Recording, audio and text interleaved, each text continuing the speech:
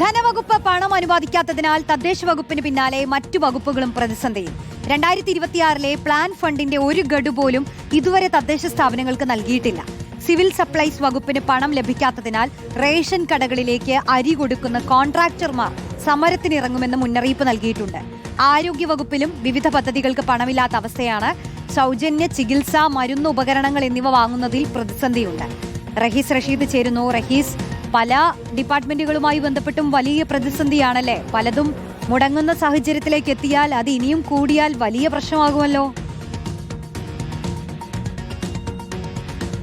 റോഷ്നി, വലിയ പ്രശ്നം ഇതേപടി തന്നെ ഇപ്പോൾ തന്നെ ഒരു സ്ഥലത്ത് വിലക്കയറ്റമാണ്, മറുസ്ഥലത്ത് മറ്റു തരത്തിലുള്ള പ്രതിസന്ധികൾ നേരിടുന്നു. അതായത് ഇപ്പോൾ ധനവകുപ്പ് പണം നൽകാത്തതിനാൽ പ്ലാൻ ഫണ്ടിന്റെ ആദ്യ ഗഡു നൽകാൻ തദ്ദേശ സ്വയംഭരണ സ്ഥാപനങ്ങൾക്ക് കഴിയുന്നില്ല. അതിൻ്റെ ഒരു ഇമ്പാക്റ്റ് ഉണ്ടാകുന്നത് തദ്ദേശ സ്വയംഭരണ സ്ഥാപനങ്ങളിൽ സർക്കാർ ജീവനക്കാരല്ലാത്ത നൂറുകണക്കിന് ആളുകൾ താൽക്കാലികമായി ജോലി ചെയ്യുന്നുണ്ട്. നൂറുകണക്കിനല്ല, 1000-ത്തിലധികം ആളുകൾ സംസ്ഥാനത്ത് ജോലി ചെയ്യുന്നുണ്ട്.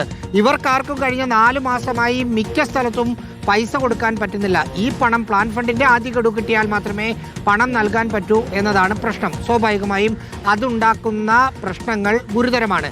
മറ്റൊന്ന്, ഈ ഓണക്കാലമാണ്, വിപണിയിൽ വലിയ തോതിൽ വില കൂടുകയാണ്. അത് പിടിച്ചു നിർത്തേണ്ടത് സിവിൽ സപ്ലൈസ് ആണ്. സിവിൽ സപ്ലൈസിനും ഫണ്ടില്ലാത്ത പ്രശ്നങ്ങൾ അഭിമുഖീകരിക്കുന്നു.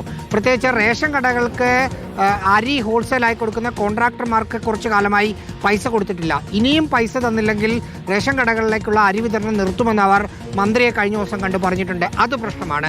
ആരോഗ്യ മേഖലയിലും സൗജന്യ ചികിത്സ അടക്കമുള്ള കാര്യങ്ങൾക്ക് സർക്കാർ അവർക്ക് ഫണ്ട് കൊടുക്കണം. ആ പണവും കൊടുത്തിട്ടില്ല.